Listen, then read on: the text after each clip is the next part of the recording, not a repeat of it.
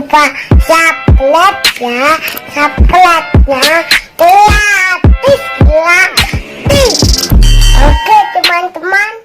Baiklah sahabat kursus online Lombok, langsung saja kita memulaikan materi kita hari ini dengan materi baru, yaitu relative pronouns.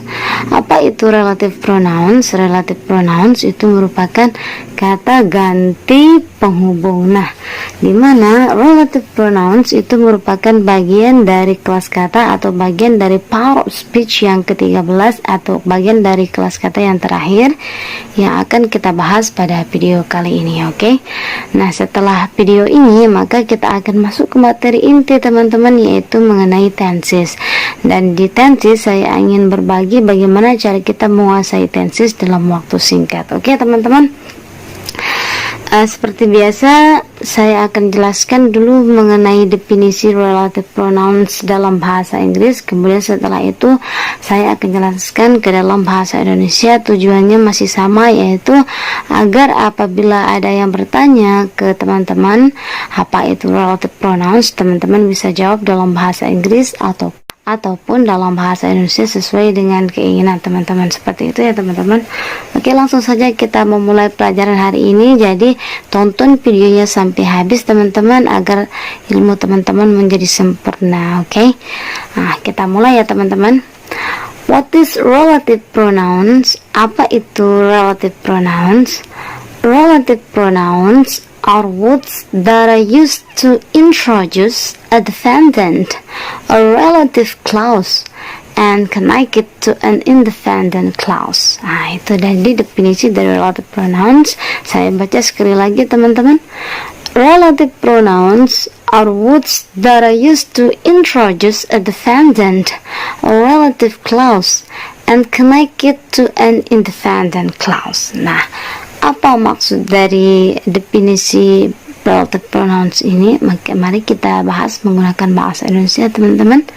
Relative pronouns atau kata ganti penghubung are words adalah kata-kata that are used yang digunakan to introduce untuk memperkenalkan a dependent or relative clause, anak kalimat yang tidak bisa berdiri sendiri atau anak kalimat yang memiliki hubungan dengan apa maksudnya teman-teman? Hubungan dengan kalimat yang lain, seperti itu ya. And connect it to an independent clause, dan menghubungkannya ke anak kalimat yang berdiri sendiri. Jadi di definisi ya relative pronouns ini saya garis bawahi ada dua, yaitu ada dependent dan lawannya yaitu independent. Dependent itu artinya tidak bisa berdiri sendiri, sedangkan kalau independent itu artinya berdiri sendiri. Jadi mohon dipahami ya dan dikuasai apa itu dependent and independent. Nah, sekarang saya ulang sekali lagi apa itu definisi relative pronouns dalam bahasa Indonesia.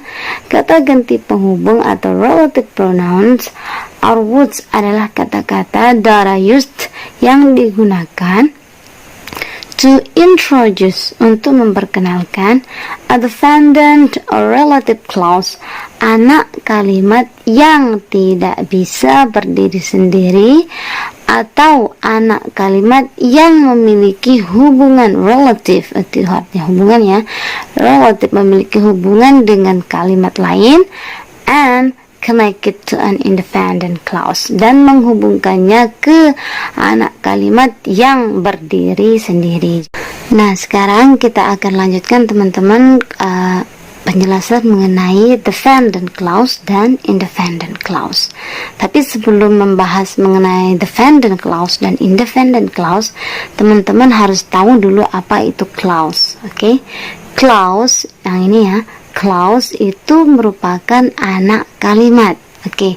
Anak kalimat, apa sih itu anak kalimat? Nah, Sederhana sekali, anak kalimat teman-teman itu merupakan gabungan dari kata-kata. Saya ulang, anak kalimat merupakan gabungan dari kata-kata yang tidak ada kata penghubung di sana teman-teman. Oke, jadi contohnya seperti yang ini. Azam adalah seorang laki-laki. Di sini tidak ada kata penghubung teman-teman, maka dia itu sudah kita katakan clause. Oke, atau kita akan bilang ini adalah anak kalimat.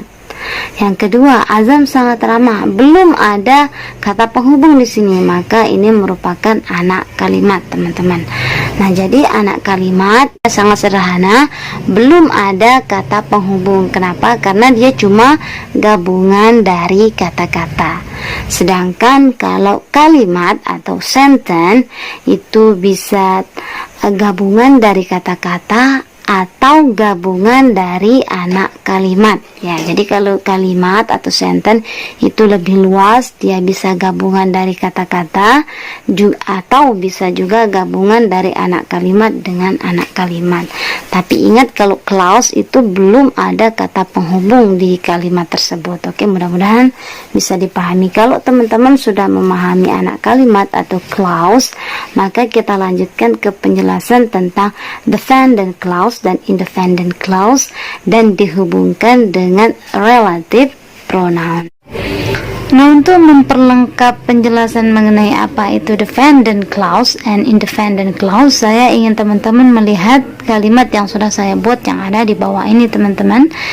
Yang pertama, Azam adalah seorang laki-laki. Nah, kemudian yang kedua, Azam sangat ramah. Perhatikan di kedua kalimat ini, teman-teman, dia memiliki persamaan, yaitu Azam menjadi subjek, di bawah juga Azam menjadi subjek. Nah, ini disebut dengan relatif, yaitu kedua-duanya memiliki hubungan.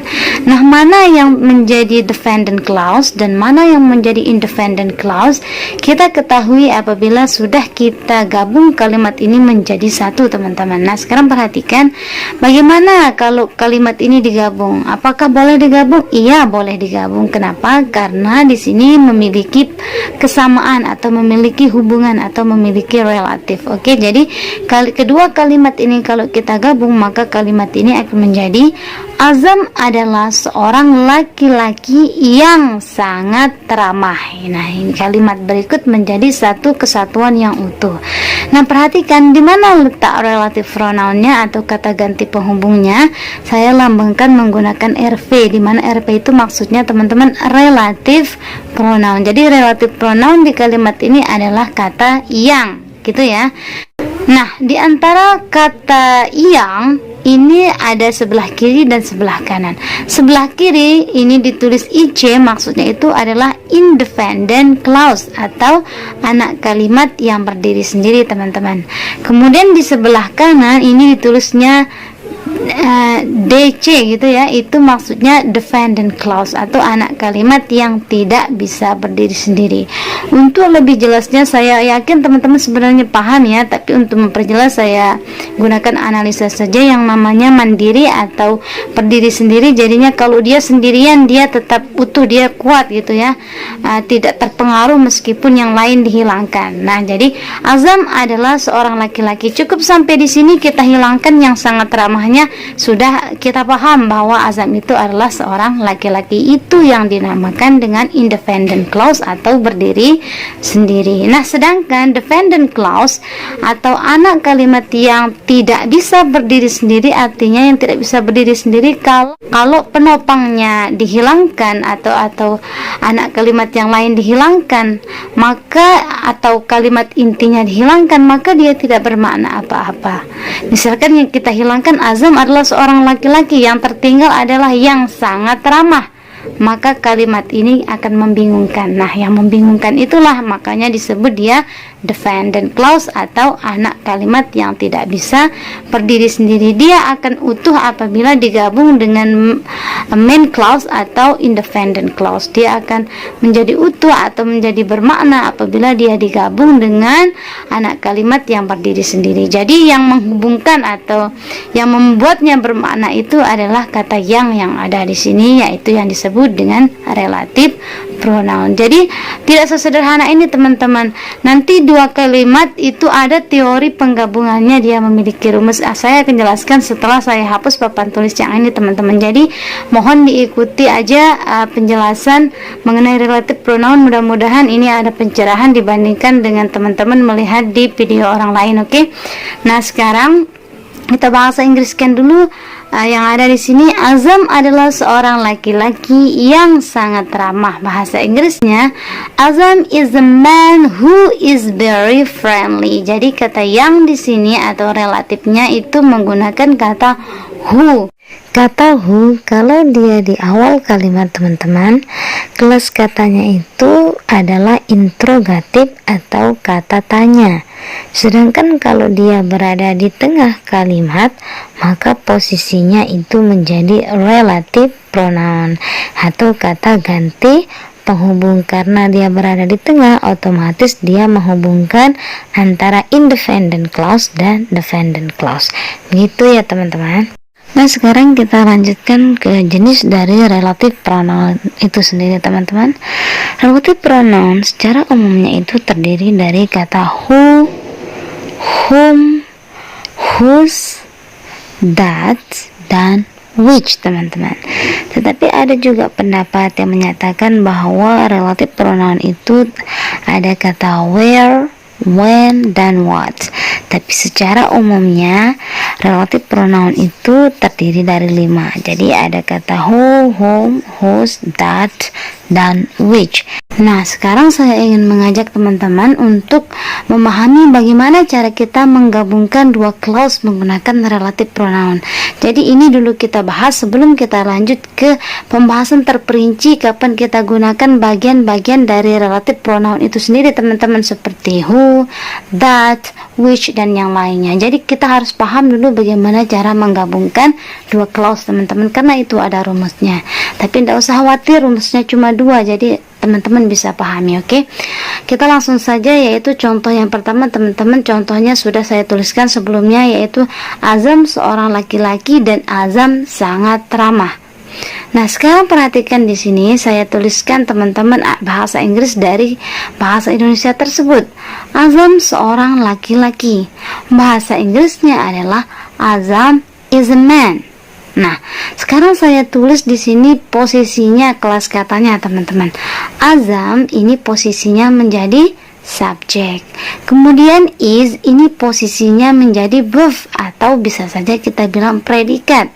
Di mana is ini merupakan verb. Verb apa teman-teman? Ini merupakan linking verb. Jadi ini termasuk verb. Kemudian a man ini merupakan objek teman-teman. Karena a man itu merupakan noun. Jadi yang menempati posisi objek ini sebenarnya belum kita bahas ya teman-teman. Ini di tenses, tapi saya jelaskan aja dulu biar teman-teman paham. A man yang menempati posisi objek itu ada 3 teman-teman, yaitu bisa noun, bisa adjective, dan bisa juga adverb yang disebut dengan three complement namanya teman-teman ya. Jadi three complement itu ada noun, ada adjective, dan adverb gitu ya. Adverb itu kata keterangan. Oke, jadi ini posisinya a man ini merupakan noun, jadi posisinya menjadi objek. Jadi Azam seorang laki-laki, kelas katanya dalam bahasa Inggris seperti ini. Tapi saya akan lanjutkan dulu teman-teman. Nanti kata kuncinya di mana, cara penggabungannya ya. Kemudian di clause berikutnya adalah Azam sangat ramah. Oke, kalau bahasa Inggrisnya adalah Azam is very friendly. Sama dengan yang tadi, Azam subjek, is adalah verb yang posisinya itu sama dengan linking verb, tapi very friendly ini merupakan kata keterangan teman-teman. Very itu sangat, berarti itu ada verb, maka posisinya menjadi objek gitu ya teman-teman. Nah, tapi inti dari pembahasan penggabungan ini, perhatikan caranya teman-teman. Azam ini subjeknya sama, maka teman-teman coret satu. Yang mana yang dicoret? Yang di bawah. Terus cara penggabungannya itu, ini sebelum lihat ke rumus ya, cara cepatnya atau cara bahasa Indonesianya, nanti baru ke bahasa Inggrisnya. Cara cepatnya adalah teman-teman langsung tulis semua yang di atas. Azam seorang laki-laki, semuanya langsung ditulis. Nah, setelah itu baru ke relatifnya, yaitu kata yang. Azam seorang laki-laki yang. Nah, karena ini sudah dicoret, maka langsung tulis yang semua yang di bawah. Ambil sangat ramahnya. Nah, karena azamnya sudah dicoret. Jadi, Azam seorang laki-laki yang sangat ramah. Sekarang tinggal diubah ke dalam bahasa Inggris, yaitu langsung saja tulis semua yang di atas. Azam is a man. Kemudian tulis kata relative pronounnya, yaitu kita gunakan who. Nanti kenapa kita gunakan who, nanti saya jelasin setelah ini ya teman-teman, tapi teknik penggabungannya dulu. Azam is a man who, jadi relative pronoun. Kemudian tulis langsung yang di bawah selain yang dicoret, yaitu is very friendly, gitu ya. Jadi kalau kita buat, oke, ini saya sudah tuliskan Azam is a man, artinya adalah di clause yang pertama semuanya ditulis. Ini satu saya tulis, berarti itu semua yang di atas. Oke. Kemudian yang kedua, setelah ditulis semua yang di atas, itu rumusnya kemudian harus diselangi dengan relative pronoun. Di sini kita gunakan kata who, teman-teman. Setelah who, setelah relative pronoun, tulis klausa semua yang ada di bawah di klausa yang kedua, yang ini ya, tapi jangan ditulis yang dicoret. Nah, berarti yang diambil adalah is very friendly. Kalau teman-teman buat rumusnya, maka rumusnya seperti ini teman-teman. Subjek, predikat, objek pada kalimat yang pertama, selangi dengan relative pronoun. Setelah itu predikat, jangan lagi subjeknya, karena subjeknya sudah digabung, karena subjeknya satu, gitu ya teman-teman ya. Langsung ke predikat dan setelah itu objek. Kesimpulan untuk rumus yang pertama adalah tulis semua pada klausa yang pertama, kemudian setelah itu baru relative pronoun, setelah itu tulis semua yang ada di klausa yang kedua, di clause yang kedua, tapi jangan ikut sertakan yang dicoret. Itu kesimpulannya untuk rumus 1. Oke, mudah-mudahan bisa dipahami. Nah, sekarang teman-teman kita lanjut ke contoh yang kedua, teman-teman. Kalau di contoh yang kedua, saya tuliskan teman-teman bahasa Inggrisnya saja karena keterbatasan tempat teman-teman ya. Tapi saya akan artikan di sini, oke? Tapi mudah-mudahan bisa dipahami. Contoh yang kedua di clause yang pertama, the girl is the new student. Perempuan itu atau gadis itu adalah siswa baru. Nah, kemudian di clause yang kedua, the girl speaks Russian very fluently. The girl speaks Russian very fluently. Artinya adalah perempuan itu berbicara bahasa Rusia sangat fasih. Oke. Nah, sekarang di mana letak persamaannya? Letak persamaannya adalah the girl. Berarti ini harus dicoret salah satunya. Kita coret yang kedua. Oke, berarti nanti teknik penggabungannya seperti kita tidak boleh menggunakan teknik yang pertama karena tidak akan cocok. Kalau kita gunakan teknik yang pertama itu tidak akan pas, maka kita gunakan teknik yang kedua, rumus yang kedua. Oke, kenapa tidak cocok? Coba teman-teman coba saja. Oke, perempuan itu adalah siswa baru yang berbicara bahasa, tidak cocok. Oh, berarti tidak mungkin gunakan rumus yang pertama, teman-teman. Teman-teman harus gunakan rumus yang kedua. Bagaimana tekniknya? Tekniknya adalah teman-teman tulis dulu subjek salah satunya, yaitu the girl. Setelah the girl, nah kalau tadi kan ditulis semuanya ya. Kalau yang ini setelah subjek, yaitu gunakan relative pronoun. Berarti the girl who. Setelah itu teman-teman saya tuliskan di sini 2. Maksudnya itu kita tulis semua di klausa yang kedua. Kalau tadi klausa pertama ditulis semuanya, kalau yang ini klausa yang kedua teman-teman. Jadi bentuknya menjadi the girl who speaks Russian very fluently. Setelah itu baru semuanya ditulis di klausa yang pertama teman-teman. Saya ulang sekali lagi untuk teknik yang kedua, cara penggabungannya adalah tulis subjeknya satu, yaitu the girl. Setelah itu baru relative pronounnya the girl who. Setelah itu jangan ambil yang pertama teman-teman, tapi ambil klausa yang kedua, yaitu semuanya speak Russian very fluently. Setelah itu baru kita ambil di clause yang pertama semuanya, kecuali jangan ambil subjeknya, gitu ya. Kita ambil semuanya is the new student. Jadi bentuknya kalau kita gabung semuanya, maka dia akan menjadi the girl who speaks Russian very fluently is the new student. Kalau kita artikan, maka dia akan menjadi seperti ini teman-teman. Gadis yang berbicara bahasa Rusia dengan fasih itu adalah siswa baru. Nah, ini akan cocok. Tidak mungkin teman-teman gunakan rumus yang pertama karena teman-teman sudah coba tapi tidak cocok. Jadi mana yang cocok penggabungannya, maka itu yang kita pakai, teman-teman. Kalau cocok yang pertama, maka gunakan yang pertama. Tapi kalau tidak cocok, harus gunakan yang kedua. Cuma itu aja bedanya, teman-teman. Kalau yang pertama, semua yang di atas kita tulis dan relatif pronounnya berada di tengah-tengah. Sedangkan kalau cara yang kedua, subjeknya dulu baru langsung relatifnya.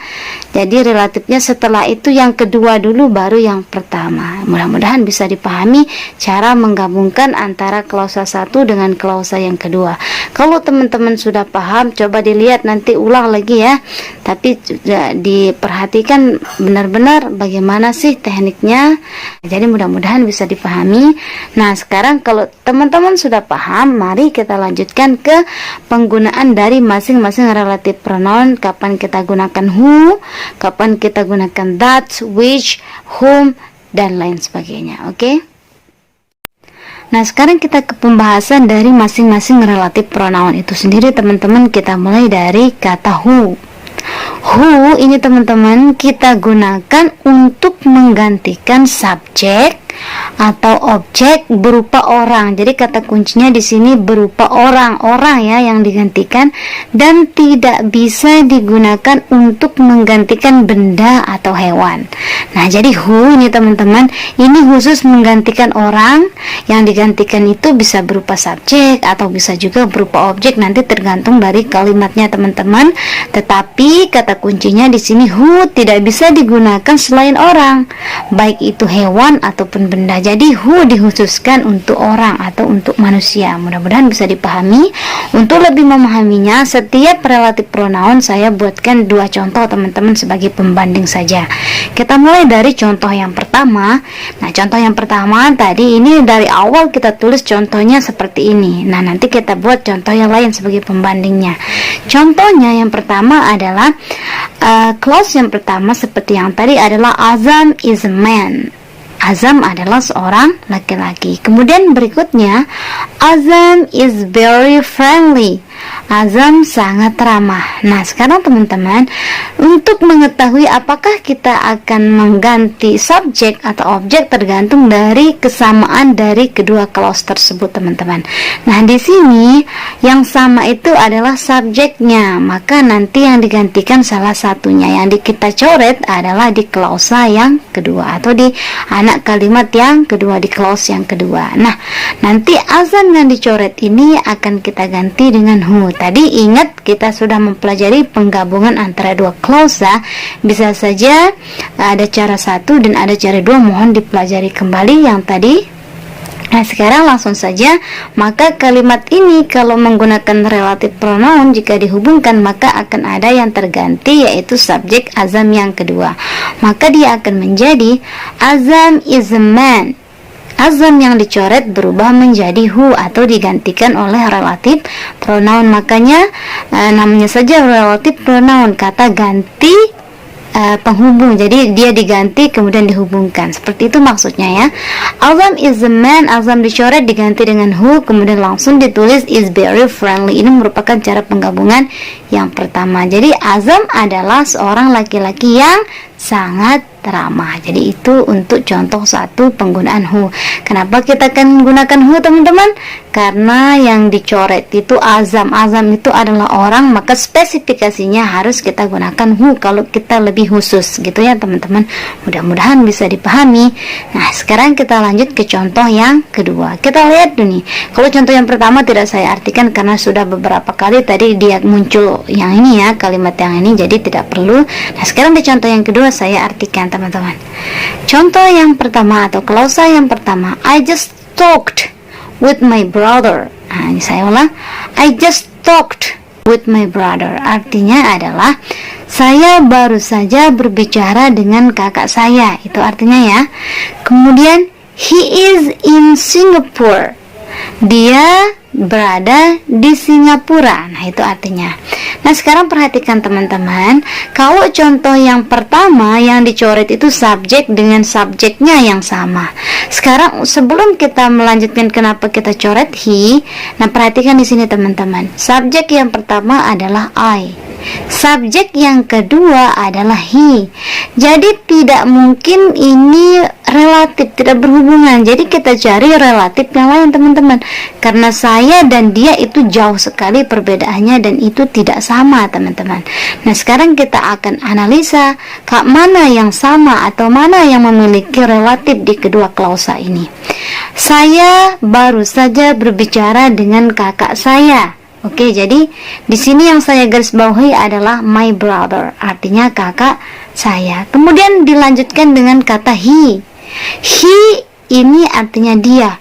Berarti dia ini kembali kemana? Oh, dia kembali ke my brother. Jadi kata he ini bisa diganti dengan my brother.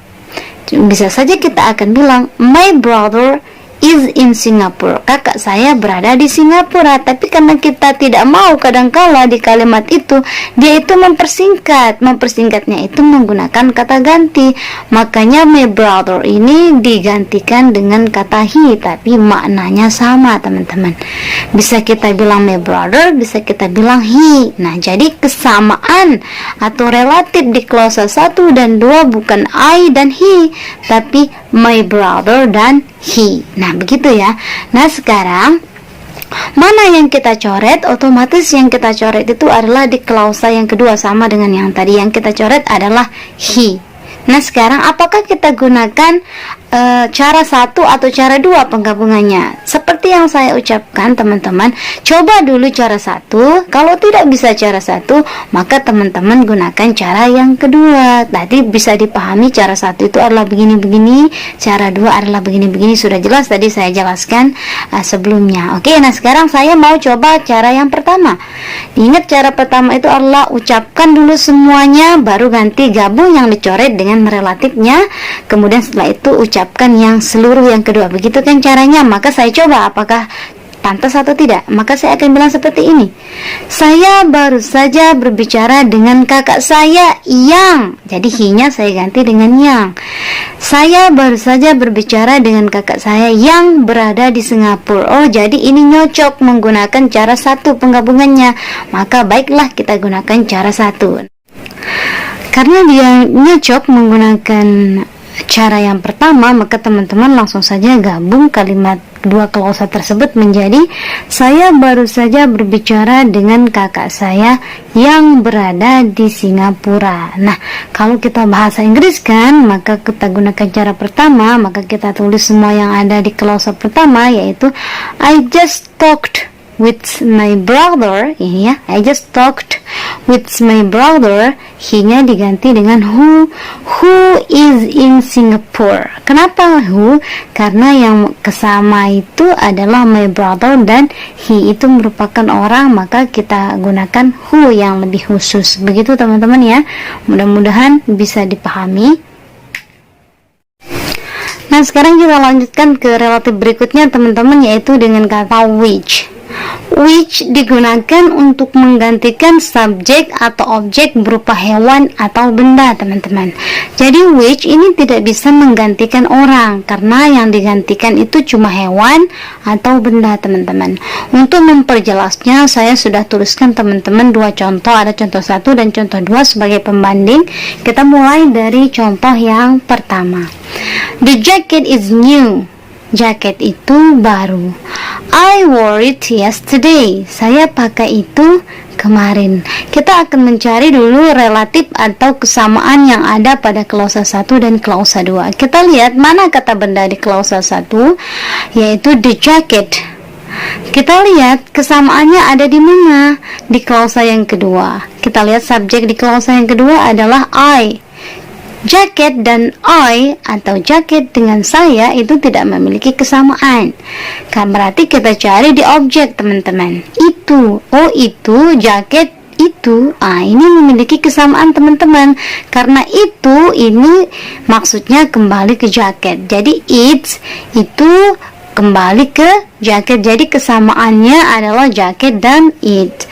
Jaket itu baru, saya pakai itu. Jadi apa yang dipakai? Yang dipakai itu adalah jaket. Jadi yang memiliki relatif di sini adalah jaket dan it. Kalau kita sudah tahu kesamaan atau relatifnya, maka kita bisa menggabungkan kedua klausa ini. Untuk penggabungan saya tuliskan teman-teman ada dua, ada cara satu dan cara kedua. Nanti kita pilih apakah cara satu yang pas atau cara yang kedua sesuai dengan penjelasan saya yang tadi teman-teman. Kita mulai dari cara yang pertama. Penggabungan cara pertama kita akan gunakan semua klausa satu ditulis, kemudian relatifnya ingat berada di tengah. Setelah itu semua di klausa yang kedua ditulis kecuali yang dicoret, karena yang memiliki kesamaan itu adalah jaket dan it, maka yang dicoret adalah it.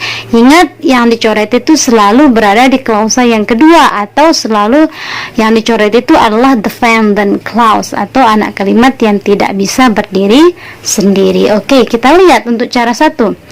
Jaket itu baru yang saya pakai kemarin. Jaket itu baru yang saya pakai kemarin. Nah, kita tahan dulu.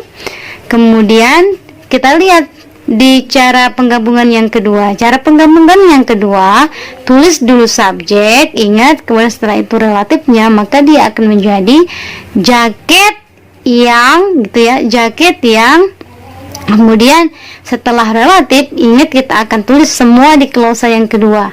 Jaket yang saya pakai kemarin. Kenapa itu tidak diikut sertakan? Karena kita tidak mengikut sertakan itu karena dia yang relatif atau yang memiliki kesamaan dengan klausa satu. Jadi itunya nanti sudah diganti dengan yang, maka tidak ikut sertakan gitu, tidak diikut sertakan. Maka dia akan menjadi jaket yang saya pakai kemarin itu baru. Nah, jadi setelah selesai klausa yang kedua, maka semua di klausa yang pertama ditulis, yaitu itu baru. Maka dia akan menjadi jaket yang saya pakai kemarin itu baru.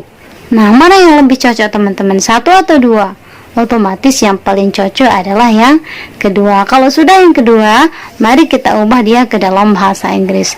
Jacket, the jacket, yang which. Kenapa which? Karena yang memiliki relatif itu adalah kata benda. Jaket itu benda, maka kita gunakan which. Maka dia akan menjadi the jacket yang which, the jacket which saya pakai kemarin. Maka kita ambil yang ini, I wore yesterday. Maka the jacket which I wore yesterday, kemudian ambil semua di klausa yang pertama, is new, karena jaketnya sudah ditulis. Maka dia akan menjadi the jacket which I wore yesterday is new. Nah, mudah-mudahan bisa dipahami teman-teman. Tetapi teman-teman, kalau teman-teman tidak belajar melatih diri cara penggabungan 1 dan 2, maka teman-teman akan kesulitan. Jadi belajar cara penggabungan yang sudah saya jelaskan tadi, mudah-mudahan bisa dipahami. Nah, sekarang kita lanjut ke contoh yang kedua teman-teman. Kita lihat dulu klausa yang pertama, I like this song. Saya suka lagu ini. Kita lihat di klausa berikutnya, it is very romantic. Itu sangat romantis. Oke, nah sekarang kita lihat di manakah relatifnya antara klausa 1 dan klausa 2. Coba di klausa yang pertama ini ada dua noun teman-teman, ada di subjek dan objek, yaitu I dan song. Oke, kenapa saya garis bawahi song? Nah, kita lihat dulu di klausa yang kedua. It is very romantic. Oke, di sini noun untuk klausa yang kedua itu cuma it, teman-teman. Kata benda di kalimat yang kedua itu cuma it, yaitu itu. Nah, berarti itu ini nanti dia akan kembali ke salah satu yang ada di subjek atau objek. Dan ternyata it's ini dia memiliki relatif dengan song. Karena it's dan song ini memiliki kesamaan, makanya saya tulisnya di sini itu, atau boleh juga itunya kita ganti dengan lagu gitu ya. Karena biasanya kalau kita males nulisnya lebih panjang, maka kita ganti dia dengan kata ganti it's gitu ya. Tapi it's itu kembali ke mana? Dia kembali ke lagu. Jadi itu ya teman-teman, teknik mengetahui relatifnya. Lihat kata benda itu berada di mana, subjek dan objek. kemudian lihat mana yang memiliki relatif. Itu caranya teman-teman ya. Tidak mesti subjeknya, tempatnya yang memiliki relatif. Bisa saja di objek, atau bisa saja di objek dengan objek, bisa saja objek dengan subjek. Nah, untuk yang di atas di contoh 1 ini subjek dan objek yang memiliki kesamaan. Kalau di kalimat yang kedua yang memiliki kesamaan objek dan subjek. Begitu ya teman-teman. Untuk contoh yang kedua teman-teman, karena dia memiliki relatif atau kesamaan yaitu song dengan its, maka sekarang ini bisa kita gabung sesuai dengan sesuai dengan yang tadi. Maka saya buatkan dua contoh di sini. Nanti kita pilih mana yang paling pas teman-teman. Oke, untuk yang pertama, maka kalau cara 1, maka kita akan mengatakan saya suka lagu yang sangat romantis ini. Maka ini yang ada di sini saya taruh di belakang, itu tidak masalah teman-teman. Tujuannya untuk membuat kalimat ini menjadi lebih bagus teman-teman. Oke, itu tidak masalah. Kalau kata tunjuk itu bisa kita tulis, bisa juga kita hilangkan, tidak masalah teman-teman. Oke, saya suka lagu yang sangat romantis ini. Jadi dia akan menjadi seperti itu. Sedangkan kalau kita gunakan cara penggabungan yang kedua, maka dia akan menjadi, kita tulis subjeknya dulu. Oke, saya, kemudian relatifnya yang, saya yang, kemudian semua yang ada di klausa yang kedua, yaitu is very romantic atau sangat romantis. Karena itunya sudah kita coret, jadi jangan ikut sertakan. Saya yang sangat romantis, kemudian kita tulis suka lagu ini di kalimat yang pertama. Maka kalau digabung, saya yang sangat romantis suka lagu ini. Nah, mana yang lebih pas, 1 atau 2 teman-teman? Cek kembali, saya suka lagu yang sangat romantis ini. Yang kedua, saya yang sangat romantis suka lagu ini. Oke, sebenarnya ini pas-pas saja kedua-duanya teman-teman. Tapi kembali lagi ke keinginan dari kalimat tersebut. Saya suka lagu ini. Ya, lagunya sangat romantis. Nah, jadi yang romantis itu apa yang romantis? Yang romantis itu adalah lagu. Sementara di kalimat yang kedua atau di penggabungan yang kedua, saya yang sangat romantis. Jadi saya yang sangat romantis bukan lagu. Berarti ini salah teman-teman. Tidak sesuai dengan keinginan dari relatif itu sendiri. Maka yang benar adalah yang pertama. Saya suka lagu yang sangat romantis ini. Nah, sekarang kita akan bahasa Inggris karena yang benar adalah cara penggabungan 1, maka I like this song, it is very romantic. Itu kalau digabung maka dia akan menjadi I like this song which is very romantic. I like this song, kita tulis semua yang ada di klausa pertama, I like this song. Kemudian relatifnya yaitu which. Kenapa which? Karena yang memiliki relatif itu adalah song, it's gitu ya, yaitu benda. Oke, maka otomatis kita akan gunakan which. I like the song which. Kemudian kita tulis semua yang ada di klausa yang kedua kecuali yang dicoret, is very romantic, which is very romantic. Jadi kalau kita baca full maka dia akan menjadi I like this song which is very romantic. Mudah-mudahan bisa dipahami. Itu penjelasan untuk relatif yang menggunakan which. Oke, nah tapi saya tekankan kembali lagi biar tidak bingung, maka teman-teman harus banyak latihan cara penggabungan dua clause. Oke, kita lanjutkan ke relatif berikutnya teman-teman. Nah, sekarang teman-teman kita lanjutkan ke pembahasan relatif pronoun berikutnya, yaitu dengan kata that. Nah, kapan kita gunakan that? Kita gunakan that itu untuk menggantikan orang, hewan, atau benda baik sebagai subjek ataupun objek teman-teman. Nah, kalau kita baca dan teliti maka that ini fungsinya itu sama dengan who dan sama dengan which. Jadi dia merangkum who dan which. Sehingga teman-teman that ini sifatnya lebih umum. Jadi dia tidak spesifik seperti who dan which, karena sifatnya lebih umum, dia mencakup who dan which. Jadi kalau mau aman biasanya orang gunakan kata that teman-teman. Nah, untuk lebih jelasnya teman-teman lihat contoh yang ada di bawah ini, di mana contoh ini sudah saya cantumkan tadi di penjelasan sebelumnya. Oke, yang pertama yaitu Azan is a man. Ini merupakan klausa yang pertama. Berikutnya Azan is very friendly. Nah, jika ini digabung tadi di penjelasan sebelumnya, ini kita gunakan who. Kenapa kita gunakan who teman-teman?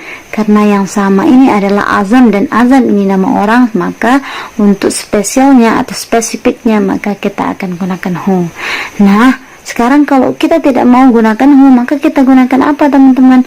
Maka teman-teman bisa gunakan kata that. Oke, jadi ini kalau digabung ini akan menjadi Azam is a man who is very friendly, atau Azam is a man that is very friendly. Maka dia akan menjadi seperti itu teman-teman. Tapi kalau biasanya orang yang sedang tes tuple, maka teman-teman harus pilih yang who, karena tuple itu harus lebih spesifik. Karena kalau kita menjawab tuple, maka kita harus yang lebih paling benar atau yang paling khusus itu yang kita pilih. Oke teman-teman. Tapi kalau mau cari aman, tidak sedang tes atau apapun, maka teman-teman boleh gunakan that. Untuk yang lebih bagusnya sih kita pakai who teman-teman ya. Oke, jadi kalau that ini orang cari aman ini teman-teman. Oke, tidak masalah itu, oke, tapi teman-teman tahu fungsinya. Oke, kita lanjut ke contoh berikutnya teman-teman, yaitu the jacket is new. Jaket itu baru.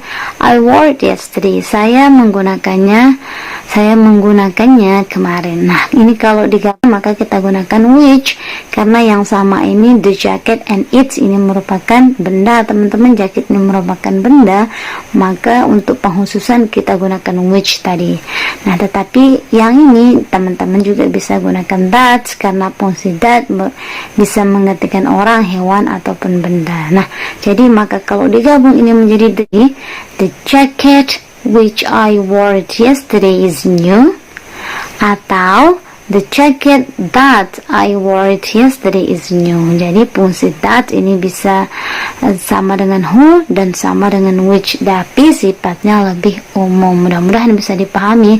Kalau mau cari aman pakai kata that, tapi ingin kelihatan lebih pasti bahasa Inggris, maka gunakan yang lebih khusus, karena itu yang lebih bagus teman-teman. Oke, sekarang kita lanjutkan ke pembahasan relatif pronoun berikutnya. Nah, sekarang kita lanjutkan teman-teman ke pembahasan relatif pronoun berikutnya, yaitu whom. Whom ini teman-teman kita gunakan untuk menggantikan objek berupa orang, dan tidak bisa digunakan untuk menggantikan objek benda atau hewan. Nah, jadi kata kuncinya di sini teman-teman yaitu digunakan untuk menggantikan objek berupa orang. Jadi yang digantikan itu adalah objek saja teman-teman, tapi dikhususkan untuk orang. Jadi whom ini sama dengan who, tapi yang membedakannya adalah kalau who itu yang digantikan bukan objek, melainkan subjek ya, sedangkan kalau whom yang digantikan itu objek pada dependent clause-nya teman-teman, atau anak kalimat yang tidak bisa berdiri sendiri. Untuk lebih jelasnya saya sudah buatkan teman-teman dua di sini. Coba mari kita bahas dulu satu persatu contohnya. Contoh yang pertama, Azam just replied to my email. Azam baru saja membalas email saya. Jadi kita bercerita bahwa Azam ini baru saja membalas email saya. Yang saya garis bawahi adalah Azam. Mari kita lihat kesamaannya di klausa yang kedua. I talked to him yesterday. Saya berbicara dengan dia kemarin. Perhatikan di sini yang saya garis bawahi adalah him. Ingat teman-teman, him ini merupakan kata ganti atau pronoun yang berada di objek. Nah, inilah maksud saya. Yang sama berarti di kedua kalimat ini adalah Azam dan him. Karena di dependent clause-nya atau anak kalimat yang kedua atau yang tidak bisa berdiri sendiri ini merupakan pronoun yang berada di objek, maka kita gunakan whom teman-teman. Nah, jadi kita tidak menggunakan who, tetapi kita menggunakan whom. Kenapa tidak gunakan who? Seandainya di sini bilang he, maka kita pakai who. Tapi di sini yang sama itu menggunakan him, maka kita gunakan whom. Makanya di sini whom ini digunakan untuk menggantikan objek. Nah, makanya di sini him ini kan untuk pronoun yang berada di objek. Mana yang berada di objek? Yang bagi teman-teman yang belum tahu pronoun yang berada di objek, silahkan buka pembahasan mengenai pronoun. Nanti di sana ada kalanya menjadi subjek, ada kalanya menjadi objek. Misalkan I kalau dia jadi objek, me. Kemudian he kalau dia menjadi objek, him. She kalau dia menjadi objek, kita akan bilang her, dan seterusnya. Nanti teman-teman bisa lihat di sana ya. Jadi him ini merupakan pronoun yang berada di objek, asal katanya kalau jadi subjek adalah he ya. Maka di sini kita gunakan whom karena pronounnya yang sama itu adalah pronoun yang berada di objek. Mudah-mudahan bisa dipahami. Nah, kalau sudah kita tahu, maka kita akan mencoba menggabungkannya kedua kalimat ini menjadi satu kalimat yang utuh menggunakan relative pronoun. Yang sama adalah Azam dan him, maka yang saya coret adalah di dependent clause-nya. Ingat, pencoretan itu selalu berada di dependent clause-nya. Berarti yang kita coret adalah him. Bagaimana? Sekarang kita akan menggabungkan kedua klausa tersebut menjadi satu kalimat dengan menggabungkannya menggunakan relative pronoun. Biasanya kalau menggunakan whom, biasanya penggabungannya itu pakai cara yang kedua, teman-teman. Ingat caranya yang tadi ya, yaitu subjek dulu, setelah itu relative pronoun, berikutnya adalah semua yang berada di dependent clause atau di anak kalimat yang kedua, baru setelah itu kita ambil semua yang ada di kalimat yang pertama atau independent clause-nya. Maka kita akan gabung kalimat ini menjadi Azam, ambil subjeknya teman-teman, Azam, kemudian kita gunakan whom. Kenapa gunakan whom? Karena yang sama itu adalah Azam dan him, dan him ini merupakan relative pronoun yang berada di objek, makanya kita gunakan whom, teman-teman. Maka kalau kita gabung, maka kita akan katakan Azam whom. Setelah itu ambil semua klausa yang kedua, berarti Azam whom I talked to yesterday. I talked to yesterday, karena himnya sudah dicoret maka tidak diikutsertakan ya. Azam whom I talked to yesterday. Setelah itu baru ambil semua yang ada di kalimat yang pertama, just reply to my email. Nah, kayak gitu ya. Jadi kalau kita gabung akan menjadi Azam whom I talked to yesterday just reply to my email. Maka dia akan menjadi seperti itu, teman-teman. Mudah-mudahan bisa dipahami. Kalau kita artikan, maka akan menjadi Azam yang saya ajak bicara kemarin baru saja membalas email saya. Itu artinya, teman-teman. Oke, mudah-mudahan bisa dipahami. Untuk lebih jelasnya kita lihat contoh yang kedua, teman-teman. Untuk contoh yang kedua tidak saya buatkan artinya, teman-teman, tapi nanti saya akan artikan. Don't worry about that. Nah, yang contoh yang pertama, klausa yang pertama, Afiza acted very well in this movie. Afiza berakting sangat baik di film ini. Kemudian di klausa berikutnya, I adore her very much. Saya sangat menyukainya atau saya sangat memuji dia. Nah, sekarang perhatikan, mari kita lihat mana yang ada kesamaan yang ada di kedua klausa ini. Berarti yang sama yang saya garis bawahi adalah Afiza.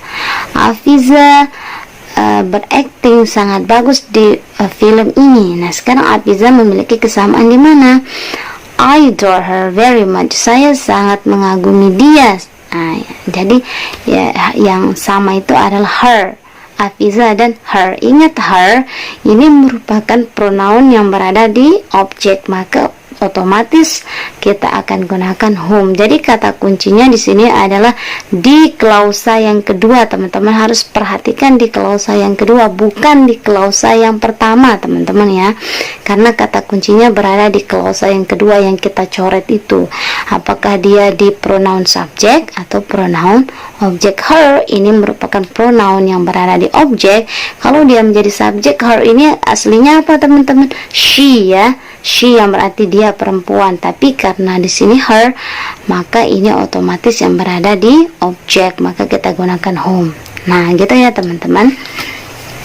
Nah, kedua klausa tersebut kalau kita gabung maka dia akan menjadi, ingat, biasanya menggunakan penggabungan yang kedua, maka kita ambil subjeknya Afiza, kemudian yang dicoret ini berubah menjadi whom. Afiza whom, ambil klausa yang kedua semuanya, Afiza whom I adore very much, kemudian ambil semua yang ada di klausa yang pertama, acted very well in this movie. Acted very well in this movie.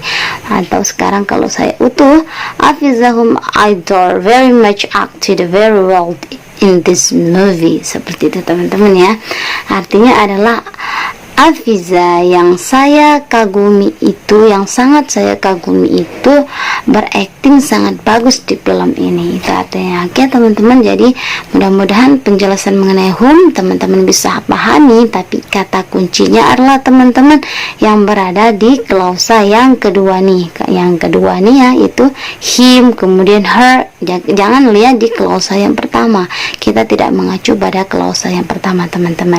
Tapi untuk memperjelasnya nanti teman-teman bisa bandingkan perbedaan antara who dengan whom. Tapi biasanya kalau who itu teman-teman, dia itu menggunakan pronoun yang berada di subjek, misalkan she, he, dan lain sebagainya, begitu ya.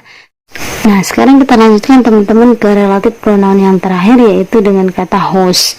Nah, whose ini digunakan untuk menggantikan possessive pronoun. Apa itu possessive pronoun? Possessive pronoun itu adalah kata ganti kepunyaan seperti my, your, her, his, our, dan lain-lain. Nah, bagi teman-teman yang belum memahami possessive pronoun, bisa teman-teman lihat di part yang membahas mengenai kata ganti ya, atau pronoun ya teman-teman. Di sana terdapat ada yang menjadi subjek, objek, ada juga kepunyaan, dan ada juga refleksi pronounnya. Nanti bisa dicek di sana ya teman-teman bagi yang belum. Tapi bagi yang sudah, mari kita lanjutkan ke pembahasan whose. Nah, jadi whose ini nanti teman-teman kita gunakan apabila di dependent clause-nya itu yang berkaitannya merupakan possessive. Nah, untuk lebih jelasnya mari kita lihat contoh di kedua contoh yang ada yang sudah saya buatkan teman-teman ini ya. Kita lihat di contoh yang pertama. Azam is driving a new car today. Azam membawa mobil baru hari ini. Oke. Azam membawa mobil baru atau Azam sedang mengendarai mobil baru hari ini. Nah, kemudian yang saya garis bawahi adalah Azam. Kata kuncinya adalah di Azam. Kemudian mari kita lihat di dependent clause-nya atau di anak kalimat yang tidak bisa berdiri sendiri. His old car broke down a few days ago. Nah, ternyata di kalimat keduanya ini ada yang bilang mobil lamanya. Nah, di sini ada yang saya garis bawahi adalah his. His ini kembali ke Azam ya, tetapi ini berbentuk posesif. Karena mobil lamanya siapa? Mobil lamanya Azam. Nah, tapi dia berbentuk posesif, yaitu posesif yang ini ya, his ini artinya milik dia, laki-laki. Dianya siapa? Dianya Azam. Jadi yang saya garis bawahi adalah Azam dan his. Otomatis nanti ketika kalimat ini digabung, maka dengan sendirinya kita akan menggunakan whose, karena whose ini digunakan untuk menggantikan possessive pronoun. Nah, seperti itu teman-teman ya. His old car broke down a few days ago. Mobil lamanya rusak beberapa hari yang lalu. Jadi kalau kita gabung kalimat ini, maka kita akan menggunakan penggabungan yang kedua. Dia lebih cocok digunakan penggabungan yang kedua, yaitu Azam, ambil subjeknya, kemudian relatifnya yaitu his-nya kita ganti dengan whose. Azam whose, kemudian ambil semua clause yang kedua, yaitu Azam whose old car broke down a few days ago. Ya, a few days ago, habis itu ambil semua yang ada di clause yang pertama, is driving a new car today. Jadi kalau kita baca dengan lengkap, maka akan menjadi Azam whose old car broke down a few days ago is driving a new car today, yang artinya Azam yang mobil lamanya, oke, kita artikan seperti itu ya. Azam yang mobil lamanya rusak beberapa hari lalu sedang mengendarai mobil baru hari ini. Jadi seperti itu jadinya ya teman-teman, mudah-mudahan bisa dipahami. Nah, sekarang kita lanjutkan teman-teman ke contoh yang kedua. Contoh yang kedua kita baca dulu klausa yang pertamanya adalah Hafiza called the police. Hafiza menelpon polisi. Kalimat berikutnya atau anak kalimat berikutnya di dependent clause-nya, her car was stolen. Mobilnya sudah dicuri. Nah, mana relatif pada kedua kalimat ini? Relatifnya adalah Hafiza dan her. Hafiza ini merupakan subjeknya, kemudian her car, mobilnya siapa ya? Mobilnya Hafiza. Jadi her ini kembali ke Hafiza, dan her ini merupakan possessive pronoun, yaitu her ini artinya milik dia perempuan, yaitu miliknya Afiza, maka otomatis nanti ketika kita gabung kedua kalimat ini maka kita gunakan whose teman-teman, karena yang digantikan itu adalah possessive atau kepunyaan dari Afiza. Maka nanti kedua kalimat ini akan kita gabung, tapi kita baca dulu kalimat yang kedua. Ulang sekali lagi, her car was stolen, mobilnya sudah dicuri. Nah, jadi her ini kembali ke Afiza dan her ini merupakan possessive, maka kita gunakan whose. Dan kalimat ini jika digabung menggunakan cara yang kedua teman-teman, maka Afiza ambil subjeknya Afiza, kemudian her, kemudian possessive-nya kita pakai whose, Afiza whose. Nah, kemudian kita ambil semua di klausa yang kedua, Afiza whose car was stolen, gitu ya. Afiza whose car was stolen. Setelah itu baru semua yang ada di klausa yang pertama, called the police, gitu ya. Jadi kalimat ini kalau dibaca secara utuh, Afiza whose car was stolen, called the police. Artinya Afiza yang mobilnya, lagi kita bacanya ya. Jadi Afiza yang mobilnya telah dicuri menelpon polisi, itu artinya. Nah, oke teman-teman, mudah-mudahan teman-teman bisa memahaminya. Oke, baik teman-teman, sebelum kita menutup materi kita hari ini, saya ingin memberikan teman-teman pemahaman sedikit. Kalau tadi ya, kita menggabungkan dua klausa menjadi satu kalimat dengan menggabungkannya menggunakan relative pronoun. Tapi sekarang saya ingin kebalikannya, yaitu kita akan memisahkan satu kalimat panjang yang sudah digabung pakai relative pronoun menjadi kalimat aslinya, menjadi dua kalimat aslinya, yaitu independent sama dependent clause-nya. Jadi biar kedua-duanya kita bisa menggabungkan, kita bisa, dan memisahkan juga kita bisa. Oke, langsung saja teman-teman. Di sini sudah ada 5 bentuk, ada mewakili dari masing-masing relative pronoun-nya. Kita mulai dari soal yang pertama, yaitu the person who baked a cake for me is my good friend. Artinya adalah orang yang membuatkan kue untuk saya adalah teman baik saya, itu artinya teman-teman. Nah, sekarang kalimat ini digabung menggunakan kata who. Who itu tadi kita sudah bahas digunakan khusus untuk orang, tapi orang yang digantikan itu di dependent clause-nya berbentuk subjek, ingat, bukan objek. Nah, sekarang maksudnya apa? Oke, sekarang mari kita coba pisah satu kalimat ini menjadi dua kalimat tadi teman-teman. Kalau ini bentuknya, ini merupakan cara penggabungan yang kedua teman-teman, yaitu subjek, setelahnya itu relative pronoun. Sekarang dengarkan penjelasannya teman-teman. Setelah kata who atau setelah kata relative pronoun, setelahnya itu adalah dependent clause teman-teman, atau kalimat yang kedua atau kalimat pendukung. Jadi independent clause-nya dimulai dari mana teman-teman? Jadi independent clause-nya itu yang mana teman-teman? Nah, saya sudah garis bawahi di sini adalah is my good friend. Ini merupakan bagian dari independent clause-nya. Perhatikan, is ini merupakan predikat atau pekerjaan. Jadi kita harus cari dulu subjeknya. Subjeknya yang mana? Ya, yang ini, yaitu the person. Jadi kalimat utuhnya untuk kalimat independent atau kalimat utamanya adalah the person is my good friend. Jadi itu kalimat utuhnya ya. The person adalah subjek, is ini adalah predikat yang bentuknya adalah linking verb, kemudian my good friend itu merupakan objek. Jadi ini kalimat utuhnya subjek, predikat, objek. Itu untuk independent clause-nya. Mudah-mudahan bisa dipahami. Nah, sekarang berarti sisanya adalah dependent clause atau anak kalimat yang tidak bisa berdiri sendiri atau anak kalimat pendukung gitu ya. Nah, berarti sisa dari is my good friend, sisanya dari yang mana? Bake a cake for me, itu sisanya. Bake ini artinya membuat ya. Membuat berarti itu adalah kata kerja atau predikat, berarti kita harus cari subjeknya. Subjeknya kembali ke the person, berarti kalimat utuhnya adalah the person bake a cake for me. Oke, seperti itu ya, the person bake a cake for me. Nah, sekarang perhatikan kalimatnya, the person is my good friend, the person bake a cake for me. Untuk the person di independent clause-nya ini teman-teman mutlak tidak boleh dirubah karena ini subjek utamanya. Sedangkan kalau di dependent clause, kata the person ini teman-teman bisa diganti pakai kata ganti orang yang berada di subjek. Itu kata kuncinya ya. Jadi the person ini artinya orang, seseorang.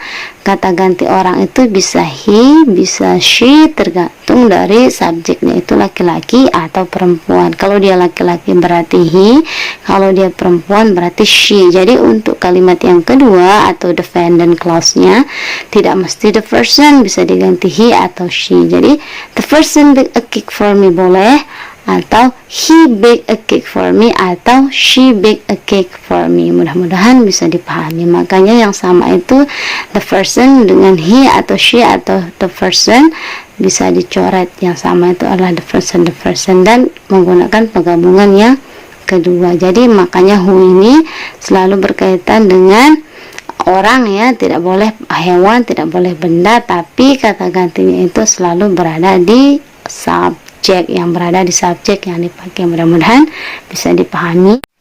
Nah, sekarang kita ke number 2 teman-teman, yaitu dengan penggabungan menggunakan relative pronoun yang berbentuk whom. Oke, kita baca dulu number 2.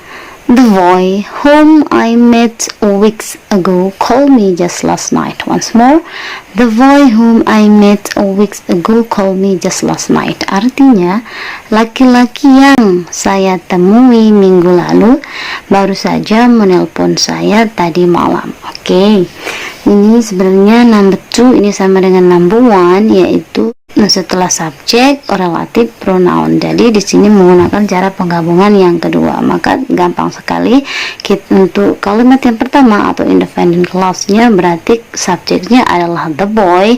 Kemudian teman-teman tinggal mencari predikatnya atau kata kerjanya dimulai dari mana. Ingat, kata kerjanya dimulai dari, yang saya garis bawahi adalah call. Dimulai dari kata call, karena call ini artinya memanggil, maka langsung saja bentuknya menjadi the boy call me just last night. Berarti itu menjadi independent clause-nya. Mudah-mudahan teman-teman bisa cepat langsung menemukannya ya, karena setelah whom ini bukan independent melainkan dependent. Oke, kita sudah menemukan independent clause-nya, berarti sisanya tinggal kita cari dependent clause-nya teman-teman. Untuk yang nomor 1 dan nomor 2 ada sedikit perbedaan. Kalau di sini setelah kata who adalah bake, yang artinya membuat ya. Sedangkan kalau di sini number 2 setelah kata whom adalah I, saya. Nah, berarti perbedaannya di sini teman-teman. Kalau di sini the person itu menjadi subjek, dia juga menjadi subjek di kalimat yang kedua. Tapi di sini berbeda teman-teman. Nah, di sini setelah whom adalah I, dia langsung saya, berarti langsung subjeknya adalah I. I menjadi subjek, met menjadi predikat. I met, saya bertemu. Nah, berarti the boy-nya berada di mana? The boy-nya berada di objek teman-teman. Oke, jadi bentuknya akan menjadi I met the boy, atau the boy-nya bisa diganti menggunakan kata ganti orang. Nah, laki-laki bisa diganti dengan him. Nah, kenapa him? Karena di sini menggunakan whom, maka harus kita menggunakan kata ganti yang berada di objek. Kita tidak pakai he seperti yang di sini, tapi kita menggunakan him. Nah, itulah tempat perbedaannya teman-teman. Jadi untuk di sini the person-nya berada di subjek kedua-duanya, sementara di sini the boy-nya tidak berada di subjek untuk kalimat yang kedua, melainkan dia berada di objek, dan diganti the boy-nya bisa diganti dengan kata ganti yang berada di objek, yaitu him. Jadi bentuknya menjadi I met the boy atau I met him. Baru setelah itu a weeks ago. Jadi bentuknya seperti itu teman-teman ya. Jadi dependent clause-nya yang utuh adalah I met him a weeks ago atau I met the boy a weeks ago. Jadi itu ya, mudah-mudahan bisa dipahami. Nah, kalau diartikan teman-teman, kalimat ini, kedua kalimat ini menjadi seperti ini. The boy called me just last night. Laki-laki itu baru saja menelpon saya tadi malam. Itu untuk kalimat yang pertama. Kemudian untuk kalimat yang kedua, I met the boy atau I met him a weeks ago. Saya bertemu dia atau saya bertemu laki-laki itu minggu lalu. Jadi itu bentuknya. Mudah-mudahan bisa dipahami ya teman-teman. Insya Allah kalau teman-teman banyak latihan, insya Allah bisa. Nah, sekarang kita lanjut ke number 3 teman-teman. Oke, untuk number 3 ini lebih gampang. Kenapa? Karena relative pronoun-nya berada di tengah-tengah. Kalau yang ini kan langsung terpisah antara kalimat independent sama dependent clause-nya. Oke. Nah, sekarang kita baca dulu. I want to go to the place which reminds me of our first memory together. Once more, I want to go to the place which reminds me of our first memory together. Artinya adalah saya ingin pergi ke suatu tempat yang mengingatkan saya pada kenangan pertama kita, gitu ya. Artinya kalimat ini jika kita cari kalimat aslinya bentuknya seperti apa? Oke, bentuknya adalah untuk kalimat independent clause-nya itu langsung I want to go to the place, itu langsung menjadi kalimat utamanya. Oke? Tidak ada masalah untuk kalimat utama. Kenapa? Karena sudah terpisah antara independent sama dependent-nya. Langsung independent-nya sebelum kata which dan dependent-nya setelah kata which. Itu ya yang membedakannya teman-teman, karena setelah relatif itu pasti dependent clause. Nah, sekarang berarti independent-nya adalah sebelumnya. Berarti langsung saja untuk independent clause-nya langsung saja I want to go to the place.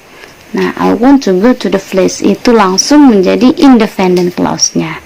Nah, sekarang berarti dependent clause-nya adalah sisanya. Nah, sekarang kita lihat dulu di sini setelah kata which itu adalah reminds. Reminds artinya mengingat, dan mengingat itu merupakan predikat atau kata kerja. Jadi subjeknya yang mana? Nah, perhatikan untuk which. Which ini digunakan untuk benda atau hewan, teman-teman. Jadi perhatikan di sini untuk kalimat independentnya. I want to go to the place. Saya ingin pergi ke sebuah tempat. Nah, jadi bendanya yang mana, teman-teman? Bendanya adalah the place. Maka the place itu langsung menjadi subjek. Oke, berarti bentuk keduanya menjadi the place langsung ya. The place baru setelah itu reminds. The place reminds me of our first memory together. Itu langsung menjadi dependent clause-nya. Mudah-mudahan bisa dipahami. Jadi kalau kita lihat di sini yang menjadi relatifnya adalah the place dengan the place. Nah, di sini the place yang kedua bisa lagi diganti menggunakan kata ganti. Untuk kata ganti tempat atau kata ganti benda itu menggunakan its, teman-teman. Jadi untuk dependent clause-nya bisa teman-teman bilang the place reminds me of our first memory together, sama langsung. Tapi bisa juga diganti menjadi it reminds me of our first memory together. Jadi kalau kita artikan I want to go to the place, saya ingin pergi ke sebuah tempat. It reminds me of our first memory together. Itu mengingatkan saya pada kenangan kita bersama yang pertama, gitu, kenangan pertama kita. Nah, itu artinya. Mudah-mudahan bisa dipahami teman-teman. Nah, jadi kalau banyak latihan insya Allah teman-teman bisa kok mencari kalimat aslinya. Oke, nah sekarang langsung saja kita ke number 4 teman-teman. Untuk number 4 di sini menggunakan kata that, tapi ingat that itu bisa benda, bisa hewan, bisa pun orang, karena mewakili dari who dan which. Nah, tapi kita baca dulu teman-teman. The jacket that I bought from the local market yesterday turns out to be a rare item. Once more, the jacket that I bought from the local market yesterday turns out to be a rare item. Nah, gitu ya. Artinya adalah jaket yang saya beli dari pasar tradisional atau pasar lokal kemarin ternyata merupakan barang yang langka. Itu artinya. Nah, jadi kalau kalimat ini dipisah atau mencari kalimat aslinya menjadi seperti apa? Oke. Ini merupakan cara penggabungan yang kedua, teman-teman. Jadi the jacket langsung itu menjadi subjeknya, kemudian teman-teman cari predikatnya atau kata kerja setelah the jacket untuk kalimat yang pertama atau independent clause-nya. Nah, jadi perhatikan di sini mana kata kerjanya. Oh, kata kerjanya adalah turn di sini. Kenapa kita tahu dimulai dari kata turns? Karena sebelum turns ini kata yesterday. Yesterday ini merupakan keterangan waktu, dari mana keterangan waktu itu menutup kalimat. Jadi turns ini merupakan pisahan dari kalimat yang pertama, karena kalimat pertama itu pasti diakhiri oleh kata yesterday, yaitu keterangan waktu. Jadi teman-teman langsung bisa mengetahui bahwa kata kerjanya adalah turn. Turn itu arti sebenarnya adalah giliran gitu ya, tapi di sini pakai turns out. Berarti turns out ini berubah menjadi artinya bisa kita artikan ternyata gitu ya. Turns out to be a rare item. Nah, jadi bentuknya untuk independennya adalah subjeknya the jacket. The jacket turns out to be a rare item. Gitu ya, sudah ketemu independent clause-nya, maka teman-teman tinggal mencari dependent clause-nya. Nah, perhatikan di sini untuk number 4 itu sama dengan number 2. Nah, kenapa? Karena kita ketahui setelah relative pronoun-nya oh dia langsung subjek. Oke, berarti nanti the jacketnya otomatis berada di objek. Berarti bentuknya langsung menjadi I bought gitu ya. I bought the jacket, atau the jacketnya bisa diganti menggunakan kata ganti benda, yaitu its. Nah, its-nya ini berada di objek, teman-teman, karena untuk kata ganti its baik di subjek maupun objek dia sama. Alright, so maka bentuknya menjadi I bought the jacket atau I bought it gitu ya. Langsung baru setelah itu from the local market yesterday. From the local market yesterday. Oke, bisa dipahami insyaallah ya. Jadi untuk kalimat defendantnya I bought the jacket atau I bought it from the local market yesterday. Oke, mudah-mudahan bisa dipahami. Kalau kita artikan untuk independentnya, the jacket turns out to be a rare item. Jaket itu ternyata menjadi barang yang langka gitu ya. I bought it from the local market yesterday. Saya membelinya dari pasar lokal kemarin gitu ya, atau pasar tradisional kemarin. Itu artinya saya membelinya dari pasar lokal kemarin. Nah, itu artinya teman-teman ya. Mudah-mudahan teman-teman bisa memahaminya. Sekarang kita lanjut ke yang terakhir, kalimat yang terakhir. Oke, kita ke bawah sedikit. Nah, sekarang kita ke number 5 atau number yang terakhir, yaitu di sini menggunakan relative pronoun yang berbentuk whose, teman-teman. Dan ingat, whose itu nanti menggantikan possessive atau kepunyaan. Langsung saja kita ke soalnya. Anna is married to a man whose father is the Minister of Foreign Affairs. Once more, Anna is married to a man whose father is the Minister of Foreign Affairs. Oke, artinya apa? Artinya adalah Ana menikah dengan seorang laki-laki yang bapaknya seorang menteri luar negeri. Itu artinya teman-teman ya. Nah, sekarang kalau dipisah sih kalimat ini bentuknya seperti apa? Oke. Nah, ini lebih gampang ya, karena ini menggunakan penggabungan yang pertama. Karena relative pronounnya berada di tengah-tengah, tidak berada setelah subjek. Jadi langsung sebelum whose itu langsung ketemu independent clause-nya. Jadi independent clause-nya adalah Anna is married to a man. Jadi itu ya, Anna menikah dengan seorang laki-laki. Nah, sekarang kita sudah menemukan independent clause-nya. Berarti sisanya adalah teman-teman harus menemukan dependent clause-nya atau anak kalimat yang kedua. Perhatikan di sini, baca kalimatnya secara utuh. Anna is married to a man whose father is. Anna menikah dengan seorang laki-laki yang bapaknya. Siapa yang punya bapak, teman-teman? Yang punya bapak itu adalah laki-laki. Saya garis bawahi a man. A man ini kata ganti kepunyaan untuk a man ini teman-teman adalah his. Ya, jadi di sini langsung saja his dulu teman-teman tulis. Kenapa his? Karena whose ini menggantikan kepunyaan. Kepunyaan siapa? Ya, kepunyaan dari a man ini teman-teman. Ana menikah dengan seorang laki-laki yang bapaknya. Siapa yang punya bapak? Yang bapak itu yang punya adalah a man. Dan kata ganti kepunyaan untuk orang, a man itu adalah his. Makanya di sini dimulai dari kata his, baru setelah itu father is the minister dan seterusnya gitu ya. Jadi untuk defendant clause-nya bentuk utuhnya adalah his father is the minister of foreign affairs gitu ya. Jadi cari dulu kalimat posesifnya apa. Jadi teman-teman harus melihatnya di independentnya, baru teman-teman tahu. Ana is married to a man. Ana menikah dengan seorang laki-laki yang bapaknya, siapa yang punya bapak? Yang punya bapak adalah laki-laki, berarti cari tahu apa kata ganti kepunyaannya gitu ya. Makanya ya kita baca sekarang kalimat untuk independent sama defendant clause-nya. Independentnya, Ana is married to a man. Ana menikah dengan seorang laki-laki. Sedangkan defendantnya, his father is the minister of foreign affairs. Bapaknya seorang menteri luar negeri. Jadi pas kan teman-teman. Nah jadi makanya yang memiliki relatif itu adalah a man dan his. His-nya dicoret, diganti dengan whose. Mudah-mudahan teman-teman bisa memahaminya dari number 1 until number 5. Oke. Tapi harus banyak-banyak latihan ya teman-teman. Kalau teman-teman banyak latihan, insya Allah bisa. Dan teman-teman mulai cari-cari deh kalimat yang ada relative pronoun-nya, dan teman-teman bisa belajar untuk mencari kalimat aslinya. Oke, mudah-mudahan bisa dipahami.